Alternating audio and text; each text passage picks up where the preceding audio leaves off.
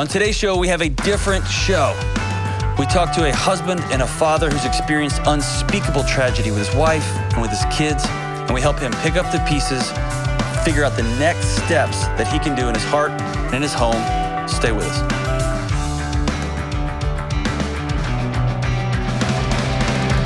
Hey, what's up? What's up? This is John with the Dr. John Delony Show. We talk about relationships and mental health and life and just the bonkers world that we live in. Friends James and Kelly are here with me, and we're so glad that you joined us on this podcast and on this YouTube show. Literally, there's a trillion other places you could be, and we're glad that you came over to hang out with us today. We are glad that you are here. So, hey, I always tell people, hey, send me a follow-up email, how your world's going, shoot me a letter, give us a call, let us know. And we get those from time to time. Not as often as I would like, but we do get them. Sometimes people are upset with me. Sometimes people, actually, that's really rare. Kelly, we got like one of those, right? Just one. Yeah, we don't get a ton, but we've gotten a few more lately. You'll be hearing a couple more of these coming up. Where they don't like me? No, that's just James and I. But the other people, they do. So this one came in, Jane, here's what it says. This is Jane, formerly of Louisville, Kentucky, who called last December because my husband wanted to transition to be a woman. This Thursday, our divorce goes before the judge in Kentucky. Chris moved to Hawaii and is fully leaning into his transition, and we relocated to my hometown of Tampa, Florida in April. It's been hard. The hardest part is that Chris is revoking the friendship we had, which is all we had, and what got us through the last 4 years. Now Chris is turning the tables on me, saying I'm dumping him, I'm dumping her, I'm dumping everything. It's all very frustrating, and I'm grieving losing my friend even more than the final death of the marriage. Now Chris is saying we never had anything in common anyway, even though we've been friends since we were 14.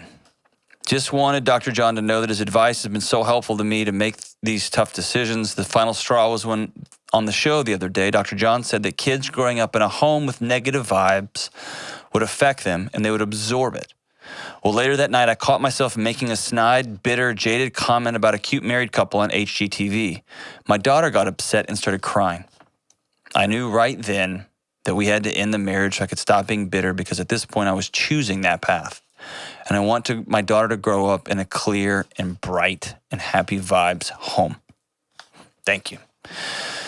So, number one, man, just the heartbreak surrounding this whole thing. I know this has been hard on everybody in this relationship. And if you go back and listen to the call, we'll put in the show notes when the original call was back in the day, and that way you can just go click and find it.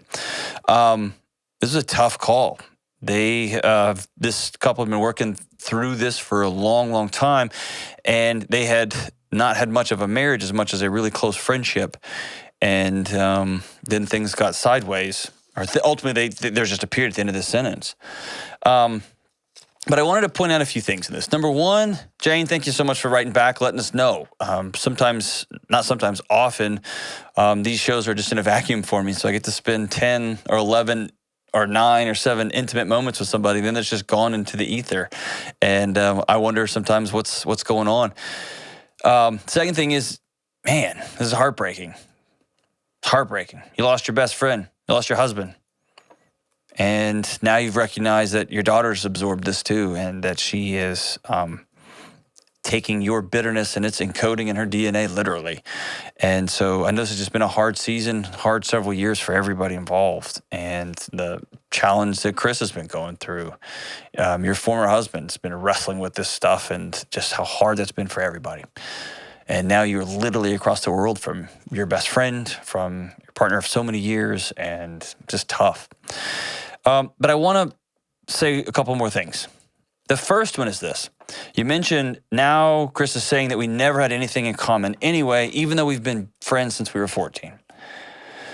Often when we get to a place where we've got to make a final call, whether that is the marriage is over, or I'm leaving this job, or I'm not going to that restaurant anymore, or something small, like I'm not using that yard guy anymore. We often are so unsettled, uncomfortable in the hurt of the end of a relationship with anybody for anything that we made. This is our decision that we are putting a period at the end of this sentence. That we often make ourselves feel better by dumping on those other relationships. So, we quit a job and we go take another job, whether it's a good one or a little bit worse, but it's closer to family, further away. It's so easy to cast that former job in a negative light. Well, I didn't even like working there anyway. They're crazy. They make you do the, and it was fine when they were paying you. It was great when things were good. It's when something else came along or they let you go, they fire you. And we look back and go, well, I didn't even like him anyway. Especially this happens with relationships. When people have been dating a long time, they've been married for a long time, and they get to the end and they turn back and they just look back and burn everything in reverse. Man, I'm so glad I'm not there anymore. They used to smack every time they would eat dinner, and it drove me crazy. I'm so glad to be out of that marriage, whatever it happens to be. So if you've just had your heart broken, if someone has just left you, if someone has just upended your world, if you've just lost your job, fill in the blank, as somebody says, now he's saying we never had anything in common. Anyway, even though we've been friends since 14. Rest assured that that's part of somebody who's hurting and trying to grieve, and you're just a casualty of that grief. You did have a lot in common. You've been friends for years and years and years and years and years. Have a child together. You had a life together. You shared laughs together. You shared grief together. You went to performances together. You were intimate together. There was a life there. And often when we look back and say, we never had anything in common anyway, you feel crazy because you think, I thought we did. I thought those laughs were real. I thought that sadness and heartbreak was real. It was. I thought that we had a good working relationship together, and I know that person wants to quit now or we had to cut them loose, but all these negative things they're saying about us in the press or at home or through mutual acquaintances or mutual colleagues, I thought things were good. They were. So the challenge here is twofold. Number one, if you're transitioning out of a relationship, you're cutting it off. You are breaking up, you're leaving, you're quitting, you're getting a new dry cleaner, whatever it is. Be honest about the good stuff too. And steer clear of these grenade comments like, there was never anything here anyway. Yes, there was. I never liked you in it. Yeah, you did. I never thought you did. It's okay to no longer feel a certain way about something and not nuke the past. And if you're on, the second thing is if you're on the other end of this deal and you're receiving some of this out of the blue, just caustic grenades, rest knowing they're not true. You're not crazy. There was a connection there. There was some community there. However weird or twisted or sad or heartbreaking or whatever it happened to be at that job or whatever it happened to be with your yard person or whatever. You're not crazy. There was something there. It's not anymore. Or maybe it is, and people are just trying to amp themselves up. They're trying to flex their way through this relationship, but you're not nuts, and it's okay just to be heartbroken for a season. The second thing is this. Kids absorb tension, and I don't want us to forget that. That doesn't always mean you got to end your marriage. This one, in this particular case, if I remember correctly, it's been a long, long time since we took this call, but Jane was saying they had been technically married for 4 years, but they were just best friends. And they hadn't had a romantic relationship of any sort. They hadn't had anything other than a good friend relationship in years. She knew it. She wanted to be out of that relationship, and she realized she's just choosing it. Most people, I'm not recommending you end anything. I'm recommending that you take a good hard look at your partner and say, we deserve better than this. Our kids deserve better than this. We could choose joy other than yelling. We could choose to lean into laughter and intimacy and starting all over and building a relationship that is going to be great for both of us. We could both choose that if we wanted to. We could choose a house where people chose to be curious and chose laughter other than yelling and slamming things. Because your kids are absorbing every single second of it, all of it. And I say this all the time, and I'll keep saying it. When kids feel that tension, their bodies react, and reaction may be ADHD, it may be anxiety, it may be depression, it may be any number of things. Their body is going to try to solve that problem of a chaotic household. It's going to respond. The alarms are going to go off. And the kids will be on a lifelong mission to make mom and dad okay. And that will ultimately lead them to make sure their marriage partner's okay, and their boss is okay, and their neighborhood's okay, and fill in the blank, on and on and on and on. Stop it.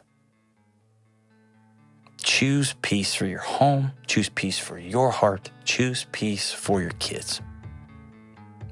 And if you got a partner that just won't play, like, no, I choose anger. I choose yelling because I'm awesome, whatever. I choose slamming things. Play this for them. Sit down and say, I want to choose peace. I want to choose laughter. I want to choose joy. And with all the chaos that's going on in the world, what better place than inside of our homes? It's one of the last places on earth we can actually choose to do anything. We can choose joy. It just takes a decision. It takes a partner. It takes a, here we go. Choose joy. We'll be right back on the Dr. John Delony Show. Hey, good folks and friends and listeners to the Dr. John Delony Show. The world is bonkers, right? We all know this. And one of the most common questions I get is, how do I find a counselor in the chaos? I've reached out and there's a 6-month waiting list, or I can't afford it, or they only take insurance, or I can't get off work in time to go see somebody and it's way across town. What do I do? Because I want help with my anxiety, my depression, my relationships are hanging on by a thread. I want to be a better mom. I got to process this trauma that happened to me when I was a kid. Where do I find a counselor? So I partnered with BetterHelp because BetterHelp is customized online therapy that offers video, phone, even live chat sessions, so you don't even have to look at your therapist when you're talking to them if you don't want to. I've taken away all your excuses, and it's more affordable than in-person therapy. And these are real licensed therapists. If you reach out to them, you will be talking to somebody within 48 hours. Dr. John Delony Show listeners get 10% off their first month at betterhelp.com/Delony. Please reach out if you need help. That's betterhelp.com/Delony. And we're back. All right, so before we go to Aaron in Sacramento, I want to let everybody know this is a different show today. This is a, I'll just leave it at that. This is a different show. It's going to be, hang with us. It's going to be incredible, but we're going to take this in a little bit different direction than we normally go. Aaron, this is Delony. How are you, man? I'm doing pretty good, Dr. John. How are you? Given the circumstances, that's pretty incredible, man. Well, I'll have to give you an update at some point, but given the circumstances, it's been the worst month of my life. So. Yeah, absolutely. So, for the listener and for you, this is your story to tell, and so I'd love you hop in here whenever. Kelly let me know last week that you had reached out to us and had a hurricane and an atomic bomb and everything else you can imagine go off inside your home, and you reached out and wanted to spend some time together. And man, we cleared the whole deck, and this show is just going to be me and you. That's it. And I can recap what I know. Or if you feel comfortable, I'd love for you to tell your story. I know you've rehashed this a million times in court and in the public and all, partridge in a pear tree. But if you're comfortable, I'd love for you to tell your story and give us an update of where you're at and then how I can help. Yeah, man. Sure. Yeah, I can kind of give you the backstory just in my own words. I haven't had to tell it in court yet, thank God. But so let's take you back 4 weeks ago today. Just a regular Monday day. I was at work myself with my daughter. I'm a owner-operator trucker, so I had daddy-daughter day. I have 5 kids, by the way. Oldest is 17. My youngest daughter is 8, and there's 3 boys in between, 16, 13, and 10. And my oldest boy was at college, and so my wife was home with my 3 middle boys. And just a regular old Monday. Nothing was going on. My wife was just sitting at the dining room table in her house, and little did we know that my older 2 boys that were home, 16 and 13-year-old, had premeditated an attack on my wife and carried out just out of nowhere. No one saw any signs coming. No one would have expected it. Still is baffling. 4 weeks later, it makes no sense. But they did. They're in their little minds. Their plan was to attack mom and I think escape. Leave the house, take the van because the older one has the driver's license, and leave the state. And who knows what they were going to do? But that was what was in their mind. My older son took it upon himself. I don't think this was pre-planned, but he went into a murderous rage and actually tried to kill my wife, and very nearly did. They came at her with knives and a baseball bat. My oldest son had a baseball bat. Again, unprovoked. She was stabbed quite a few times.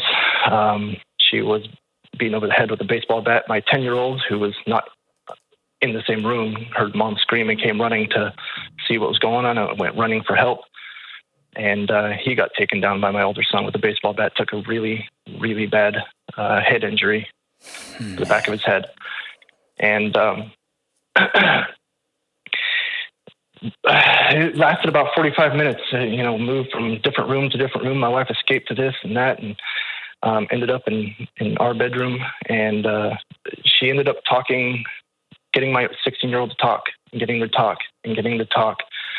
And she started praying for everybody and asked us for more time, She thought her life was, she told me that she thought her life was over. And she just started, asked for some time to pray for everyone. She started praying and got him to talk and asked, what he was planning on doing and why he was doing this. And he was murderous. He stated outright he was planning on murdering her, and he thought he had already killed my 10-year-old son. Turns out it wasn't true. But he got him to talk, and eventually, after 45 minutes or so, he called 911, confessed to what had happened, told him my wife was hurt, my son was hurt, and they told him to give the phone to my mom. I keep doing it. I'm sorry. No, that's okay. My man. wife. And so 911 was on the phone with my wife. They put the weapons down, went outside, and cooperated. Deputies came, and they arrested my two sons, and they took my youngest son and my wife to the emergency room, and immediately went into surgery. Life-threatening injuries, both of them.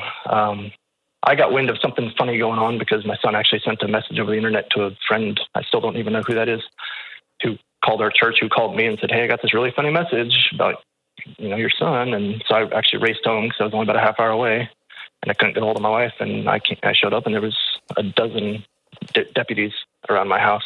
Whoa. Road was closed. Jeez. And they wouldn't tell me what was going on, but I knew it was bad. And Yeah. asked, "Is anyone dead?" I figured someone had to be dead for all that. And thank God that wasn't quite the case, but it was close. Yeah. It was very, very close. So I don't know where you want me to skip to from there, but that's what happened. So let's stop there for a minute. Okay. I don't have any words, man. And you've obviously listened to the show, and that's a rare moment. But I'm out of words. Yeah. But brother, my heart's broken for you. Yeah, I didn't either. I spent the afternoon in that hospital. Both my wife and my younger son were in emergency surgery at two different hospitals, by the way, which made it. Oh yeah. That added to complications down the road. But I was pacing around the hospital, not knowing. All I knew in the moment was my son was completely not responsive. Mm-hmm. His pupils were dilated. He had no response whatsoever. But they took him into surgery, and he had traumatic brain injury. Sure. And but I knew my wife going into surgery was repeating my name and my phone number over and over and over, trying to get them to call me so that I knew what was going on. And so I was hopeful that I knew she wasn't dead. Yeah. But when I got a debrief from the doctor after like 5 hours of pacing the hospital about my son, they, without using the words, they basically told me he was not going to survive. Yeah. And they lowered expectations. They said it's not good. It's not good. Yeah. They have some sort of scale they use when they bring him to the hospital. It's like a 1 to 15 for brain injuries. Right. He was a 1. Wow. They had no hope that this kid would survive. And so, Lord willing, none of us are ever in this situation. Yeah. Give people some words about the dissociative effects of you're just walking. I mean, the lights are brighter and things feel like you're in a video game or you're not real. Walk people through just pacing the hospital. All the text messages start coming through. This is in the media. This is all over the place. It wasn't that first day. Okay. That first night, not in the first hours anyway. That took a little while. Okay. In the hospital, I'm pacing the hospital. I got a hold of my son that was in the college, and the sheriff's, they had a PR person on site by the time I got there. He was in civilian clothes. He actually drove me to the hospital, and my daughter, who was with me. Oh, that's great. And then he went and picked up my son. So the three of us were at least together in the hospital, but I had no idea what was going on. I had no idea what to tell my kids. And I felt like I should be sitting there broken down crying, but I wasn't. I was just kind of, I don't know, which is one of my kind of questions for you long term. I still feel kind of just numb about the whole thing. It's kind of weird. Yeah. We'll get to those questions. So, yeah. But in the moment, it's just completely numbing. And it's just, you don't plan for something like that. Obviously, no one does. This is something you read about on in the news or something, right. And all of a sudden you're in it. Oh, man.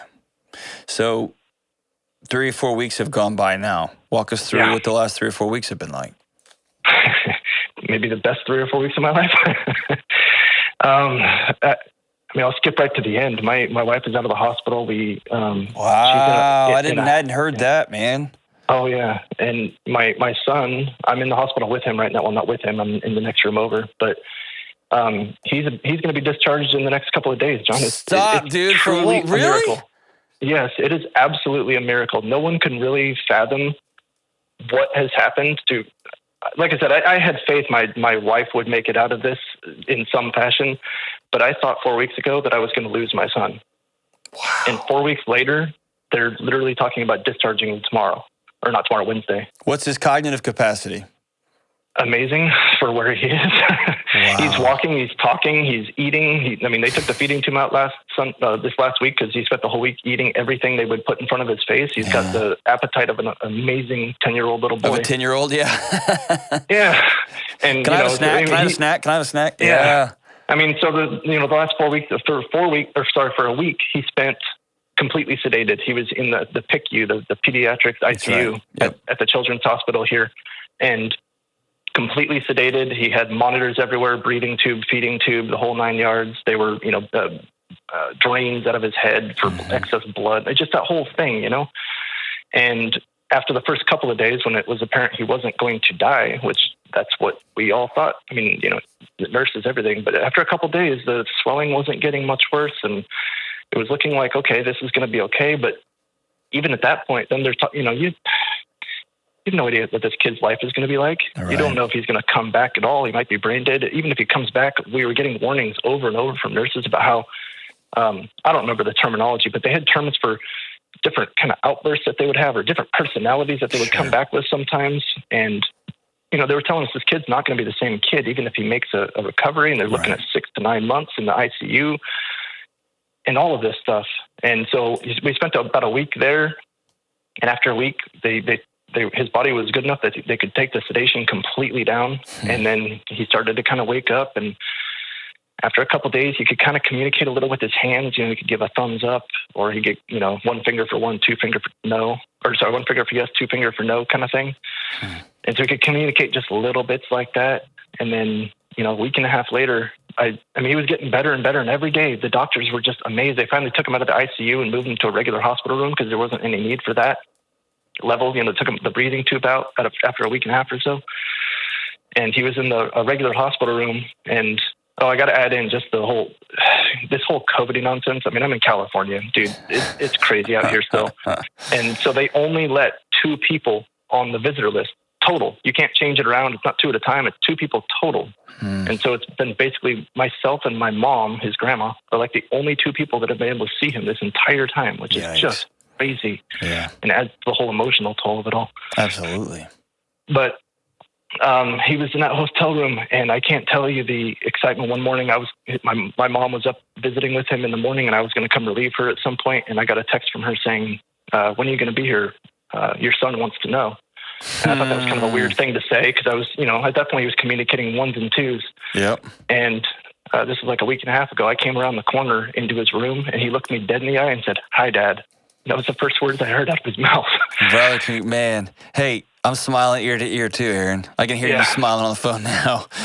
That's amazing, man. It's been an amazing recovery. Yeah. And, that's all good. I mean, there's all the other stuff we got to deal with. I got kids in court and all that stuff. Oh, yeah.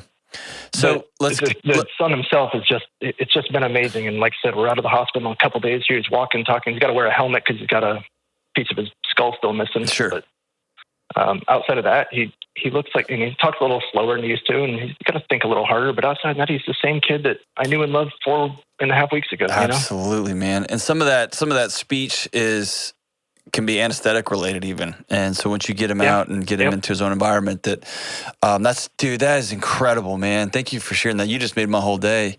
Yeah, absolutely. So the other side of that is you've got 2 kids who are in the court system for at some level of attempted murder. And they were arraigned several weeks ago with both of them 2 counts of attempted murder. Okay. Is anybody being tried as an adult? My older son, the state has declared they're going to attempt to. Wow. Yes. 16? Yep. Jeez, man.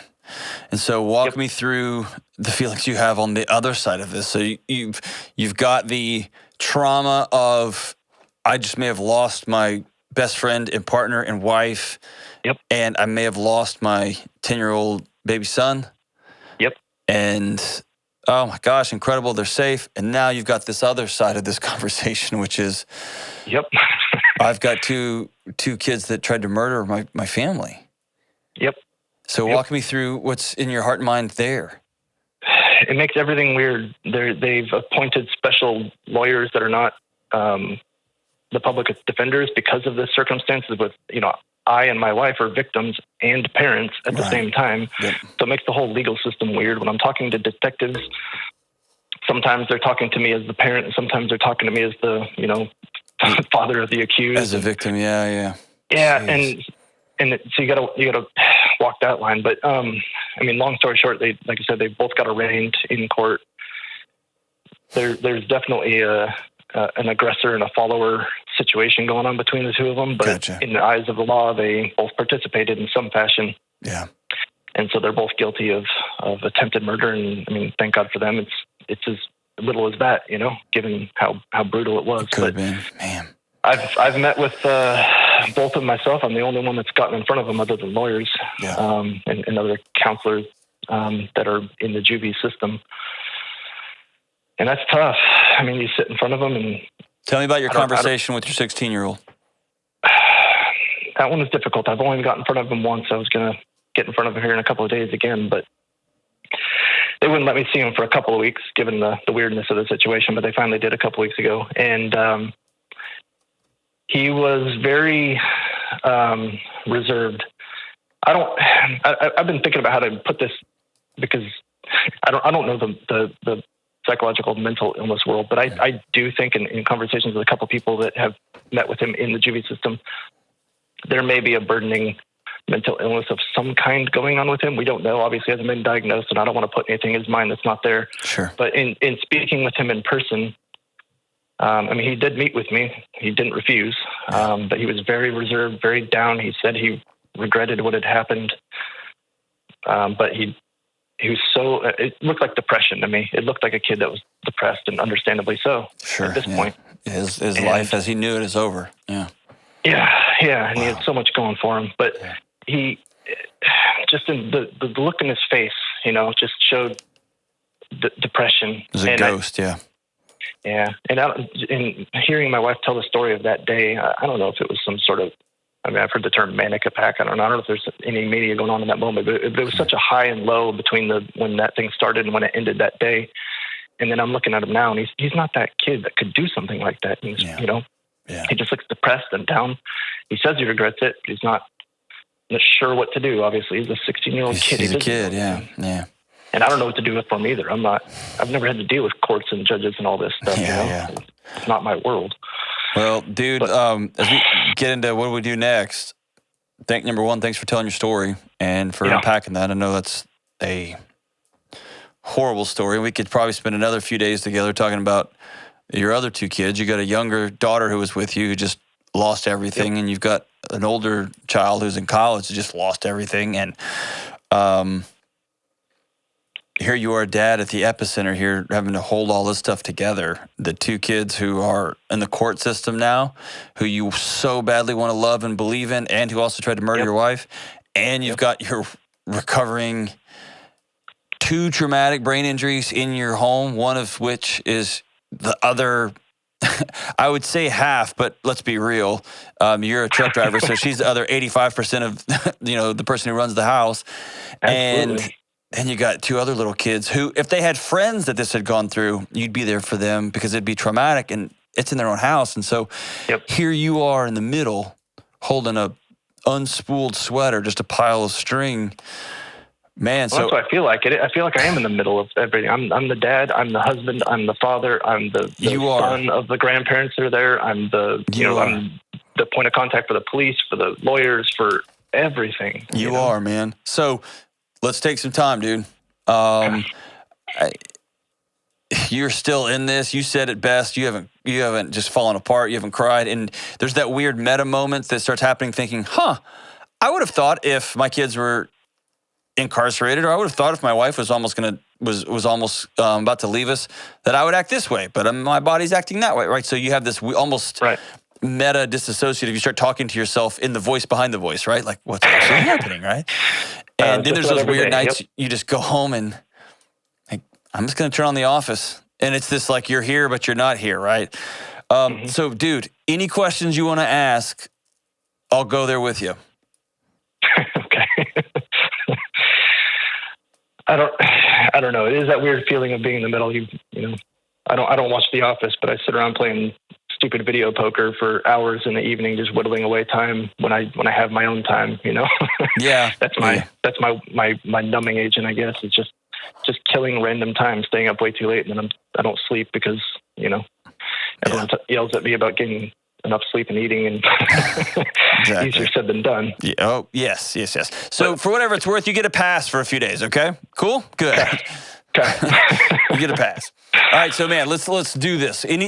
Tell me what's on your heart and mind and how I can help. Again, I don't even know, John. I guess I need a little help on just all these different pieces. I got my wife that I can't really even share everything with, with the family. I can't really talk to her about my older sons, Yep. It's like, but I can talk to her about my younger son that is recovering so amazingly. We talk about him all the time. And, you mentioned my 17 and my younger daughter, that they're probably the easiest going about this whole thing because they're somewhat removed from it. They weren't there. Right. And my oldest son can go back to college. My youngest daughter is with family, just kind of removed from the situation, playing with her cousins all the time. She's good. So I have to talk to different people about different aspects of it. And it feels so bifurcated. And, I can talk to the detectives about my son, but I got to be careful what I say because I want to, add fuel to the fire that, could put them in jail longer. But at the same time, maybe I want them in jail longer because they tried to kill my wife. And I feel just very torn apart in all these different ways. And so I kind of try to ignore a lot of it. I don't try not to think about all those dissociative pieces, Yeah. So here's a couple things I'll give you to walk through it, and then you stop me and ask any question anytime. Okay?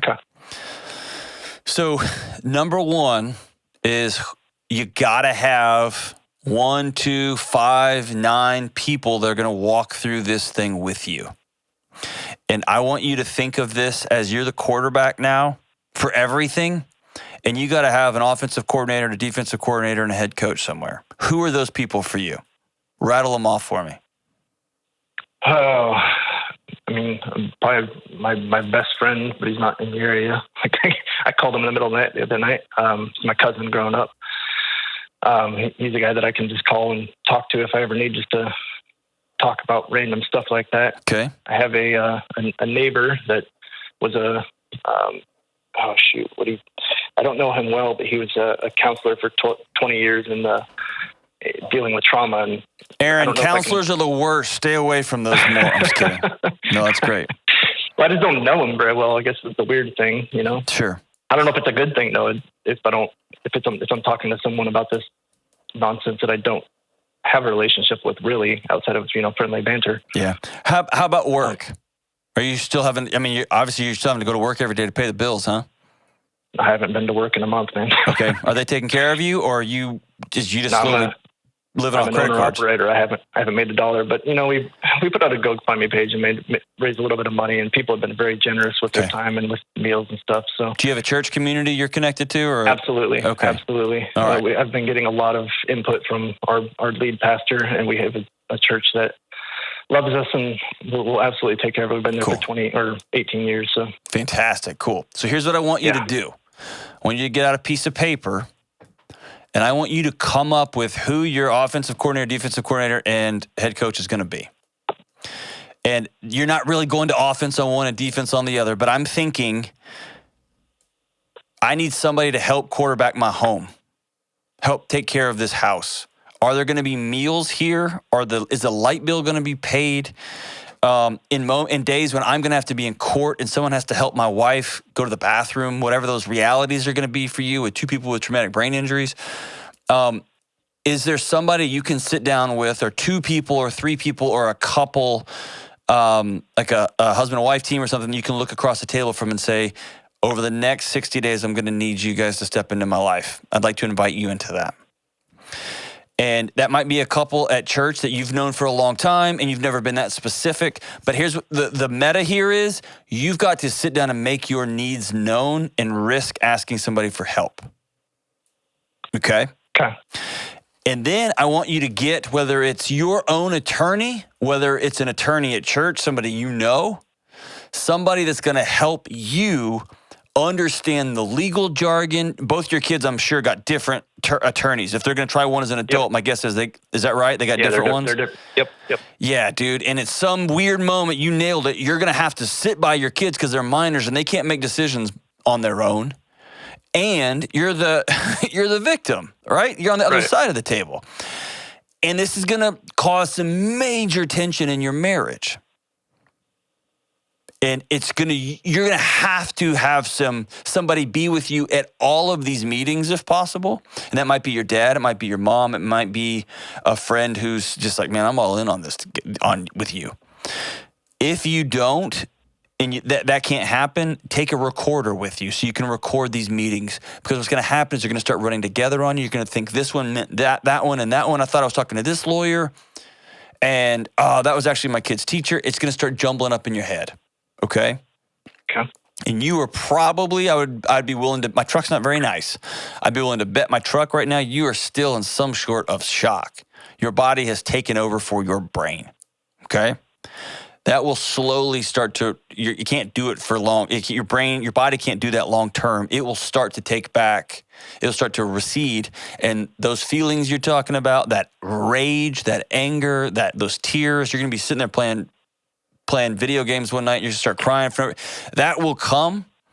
It will come in heavy waves. And so having your best friend on, letting them know, I'm going to call you at crazy moments. Okay? Please answer your phone. And it might be, I'm going to call you and just let a string of expletives go that maybe have never been put together on the face of the earth, but they're going to come out of my mouth, and I need somebody else to hear that because grief demands a witness. And they'll say, you good? And you'll be like, yep, just need to get that out. And it's 3 a.m. and they're going to hang up and everybody's going to go back to sleep. Or it may be, they just asked me if my son X, Y, and Z, and I know he did that. Or I know he's got a journal, or I know his passcode to his phone. And the dad in me wants to say, I don't know where that is because I know what's on there. Mm-hmm. And the truth is, I need to put that out there because he hurt somebody. He could hurt somebody again. Mm-hmm. And I need you to walk alongside with me and make sure that I make ethical, right decisions, not emotional dad decisions. Okay, and have somebody that's going to walk. So those are just a few examples. Long story short, you're going to have people in your life that you assign to a post and that will walk through this with you. Yeah. Okay. I think I have a lot of that. It just feels like it's so many different It is. It is. people. That's why I want you to have a head coach, somebody that will come over, and this might be your dad, it might be your mom, it might be your pastor, it might be an attorney friend at church, it might be anybody, a mechanic friend at church, who will sit down with you, and this is number 2, on a piece of paper, you got to map this thing out. You know, like my buddy Dave Ramsey talks about, you got to make a budget. Here's all the debts I have. I got to write them out and look at them on a piece of paper. That's what you've got to do here. You got too much going on. All right. Go to Target or go to Walmart, get a folder that you can have and put every kid you have's name on it and your spouse. You're going to start getting medical bills out the wazoo. You're going to get legal stuff. You're going to have to be here at this place and there and that place. It's just going to, the paperwork and the stuff and the jargon, you're going to have an organization. Your organization going to have to be top notch. So start that at the front end of this thing, okay? All the paperwork sitting in a big pile in my office. I know it is. I know it is, man. That's what I'm telling you. Go get a folder, because what's going to happen in 4 months, someone's going to say, hey, I need such and such paper. What did you say? When you talked to such and such person on this day, what did you say? And you're going to be like, dude, I don't even know what day it was that day. I want you to have a file folder full of all the paperwork, neatly filed. It's going to help you sleep, okay? Okay. I also want you to have a journal of some sort. It can be $5 or $10 that you get at Walmart that just says, I talked to Detective so-and-so at this time on this day about this. And in 6 months, in 2 years, in 7 years, when this stuff is still in court or your kid comes up for parole or whatever happens, you're going to want to look back and say, here's what this was about. All right. And what I'm telling you is if you've got piles of paper everywhere and you talk to this detective and you talk to that doctor and this bill collector, and then your boss is like, hey, are you going to run a route or what? Your brain is going to go hyperactive on you. And when it goes hyperactive, you're not going to sleep at night. And when you don't sleep at night, you're going to start getting really anxious. And you're going to start slipping into your own depression. And so what I want you to do is to keep your environment spotless. Okay? Stay as it may be the first time you've ever been organized in your life, and this is the season, okay? I'm going to take a chapter from my wife on that one, because she was the organized person in our family. You know what? She's going to be so proud of you. She's going to be so proud. Yeah. And if you suck at this, and this is me talking to the mirror here, ask somebody that is a friend of yours, who's someone at your church, someone that's your neighbor. Say, I am terrible at organization. I'd really love it if someone could come by once or twice a week and help me with this. And you will have people line up to support you who want to help, want to love you, and they don't know how. And they're great at organization, but man, they're thinking this guy's dealing with, in fact, he almost lost 2 family members. Boom. They're like, oh, I can do that. Somebody can help with a meal train. Somebody can, so that you don't have to worry about meals for the next 30 days. People want to help, but they need clarity. And that's where you can really help yourself and them, by giving people jobs and direction, okay? Yeah, we've gotten that outpouring of support with like meals and stuff, but you're right about the clarity. That I've just been trying to let it kind of happen. And that's right. Take ownership of it, okay? Yeah. If I ask for something specific, it usually happens, but I don't ask enough for what exactly I or we may need in the moment. So that's the third thing here, okay? We've talked about getting people in your life. We've talked about organization. The third one is going to be grief. And you are going to have, I need you to hear me very clearly. The life that you knew is now over, with a period at the end. Okay? I think I know that. I know. And most people don't have the courage to say that out loud to someone they love. And so I'm telling you, as my new friend, there's a period at the end of that sentence. And a lot of grief gets hung up because people want to go back to life before the affair. Or they want to go back to the way things were before I gained this weight, or before we had kids, or before whatever the thing is. And we spend so much time trying to get back to the past instead of building a new future. Yeah. And so I want you, because the temptation is, if I can just get these kids like the right psychologist, and then we can all get back home and we get my 10-year-old healed up and get my wife back, then we can get back to this thing, and we're just going to go back to your life before this is now over. Okay? Okay. Everything forward is you building something new. And that should be both terrifying. It is terrifying. And scary. And it should also give you direction. Okay? Every time you think about, but it used to, you can stop and go, that part's over now. Now I am going to have the opportunity to rebuild my marriage. And my wife's going to have a lot of healing. Here's what healing is going to look like for your wife. What did I miss? What was it about me that my kids did this? How could I create kids and grow kids? That kind of stuff is going to unspool and unspool. And you're going to go through that too. So when I talk about you're going to get a different wife, you're going to become a different husband, it's not that your psychology is going to be different. It's that y'all are going to be asking yourselves hard questions about what happened in our home. And those rattle people in their core, as they should, right? Yeah, they're difficult questions to come face to face with, for sure. And they're not going to have real good answers. No, there's no answers that's going to be satisfactory, absolutely. And everybody deals with ambiguity differently, or that's just what happened differently. Or maybe you're going to find a journal or a bunch of social media stuff or a bunch of, oh my gosh, we missed X, Y, whatever the things are that come out. Or it may have just been totally random. And few things are scarier than random, right? Right. It'd be a lot easier if we could point back to some abuse or to something. Oh my gosh, my kid just woke up and decided to do this. I almost lost my 10-year-old.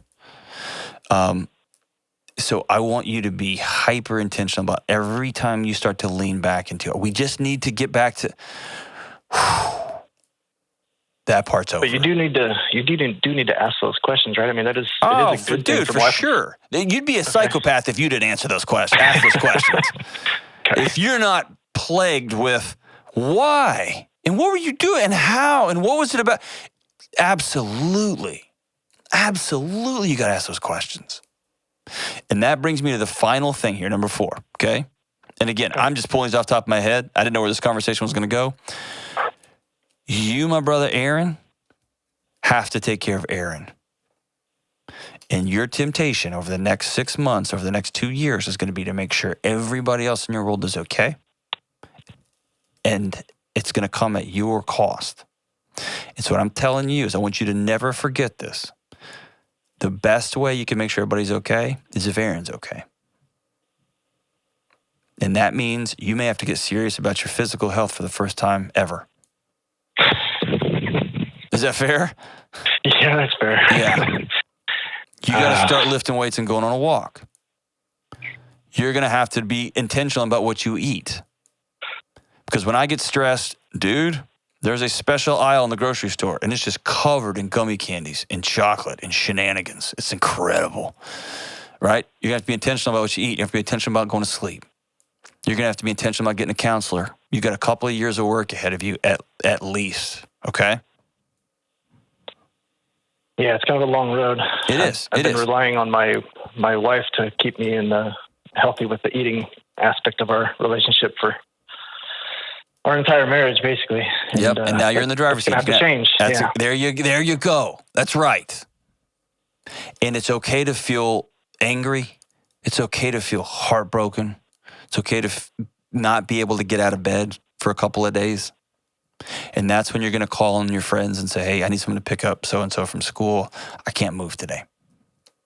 Grief is going to look different for everybody. And you get to grieve how you need to grieve. But you got to be intentional about taking care of yourself, okay? I think I can work to that. I know you can. And I also know you're on autopilot right now. So here's the thing I want to ask you of, okay? Okay.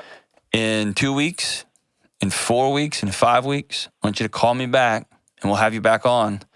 And I want you to let me know where you are. And it may be a season of, man, people are healthy, things are good. It may be you are in a black hole of despair, and I want you to give us a shout, okay?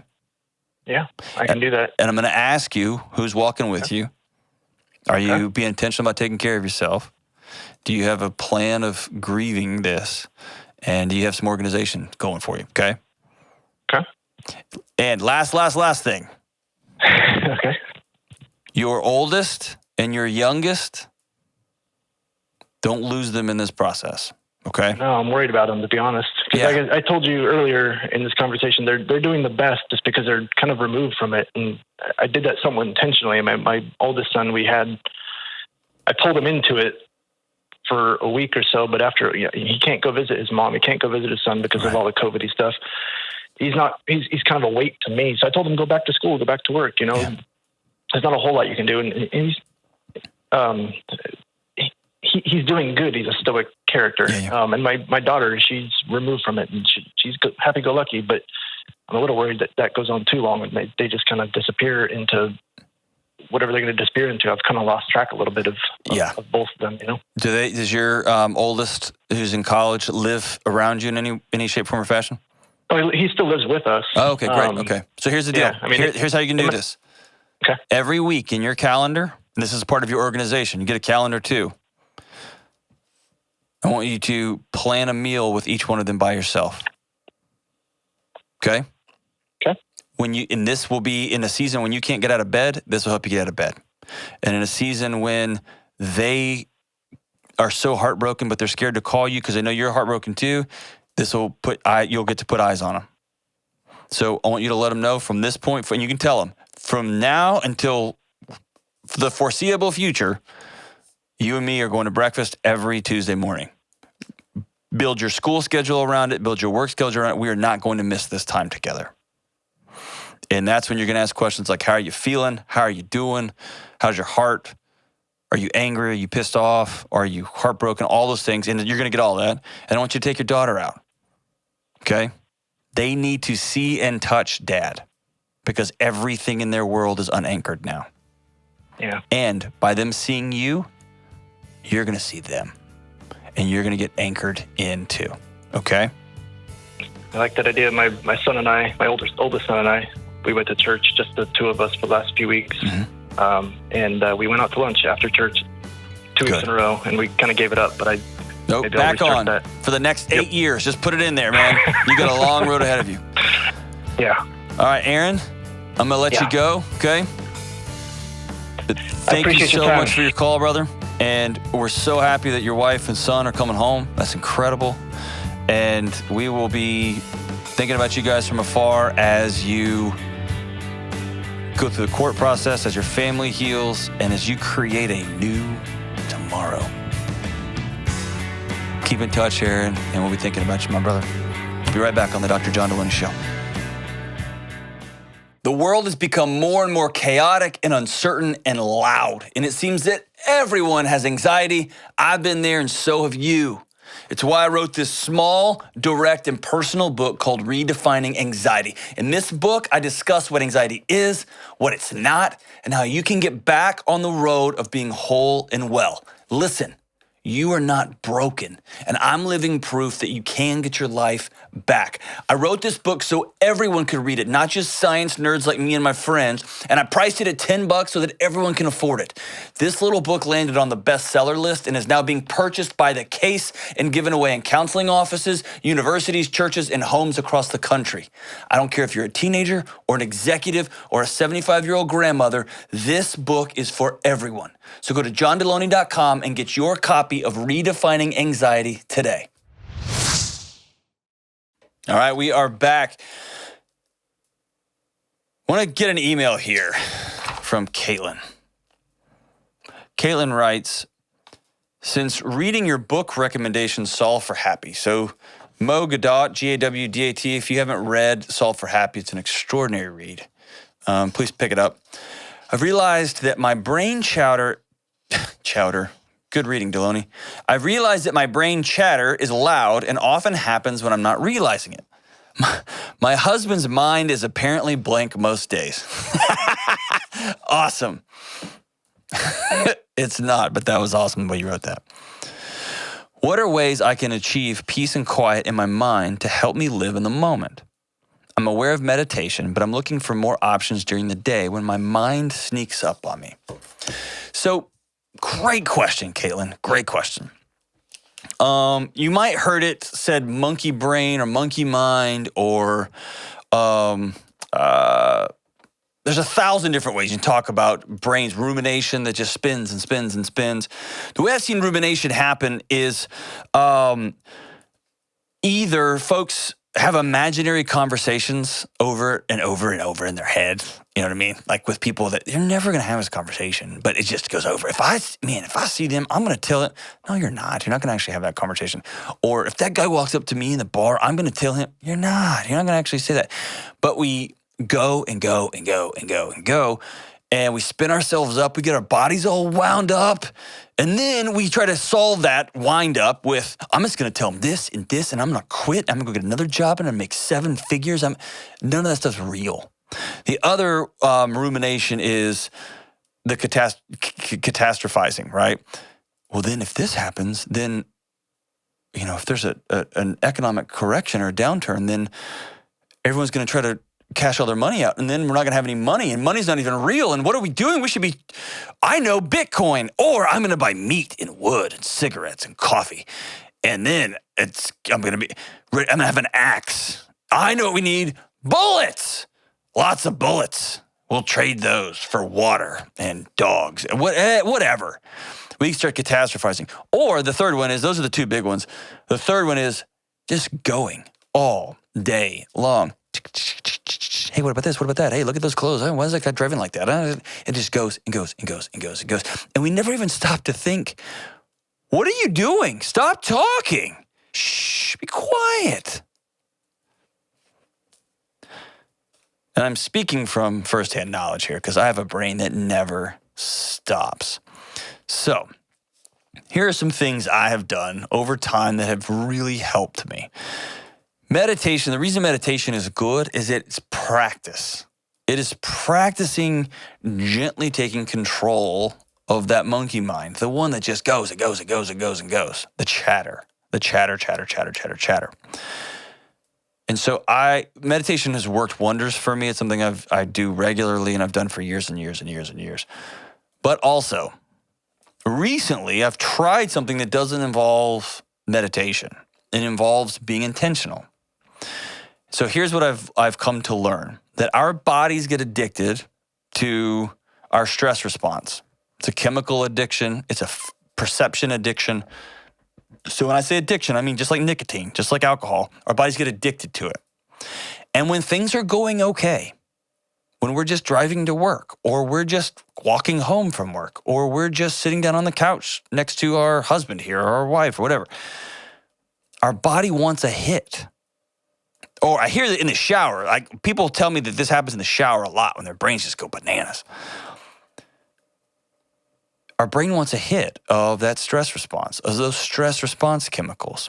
And so what it does is it notifies our frontal lobe, alert! And it spins up a conversation. It spins up anxiety. It spins up a story that then our body can go, stress response, let's solve this thing. And it kicks it all up. And now we're in a fight that only we can solve through our clever one-liners that we're never going to say, through our mic drop moments, or through catastrophizing, future planning. Okay, so what I'm going to do is I'm going to build a bunker, and in the bunker I'm going to have 18 years of canned foods, and then I'm going to have a gun so I can shoot my neighbor for their water, whatever. It feels like productive thinking. It's not. It's a fantasy. It's not real. How do you stop it? What I've started to do is when I feel my body spin up, or when I catch myself just having these mindless, nonstop, go, I will say the words, stop. What are we solving for? And I will get quiet for a second, and I will ask my body, what are we solving for here? Usually, it is, I have to have a hard conversation with somebody. Or I just got some scary news about the economy, about health, about physical health, about my kids at school, whatever the thing may be. It's usually my body just trying to reach out and scan the universe for some fantasy solution to some real problem I'm having. And so what I'll do is I'll stop and say, what are we solving for here? And if it is, I really have to have this conversation with somebody, then I will go write it down. I'll get out of the shower, I'll dry off, I'll get a pad and paper, and I will write down, here's a conversation I need to have.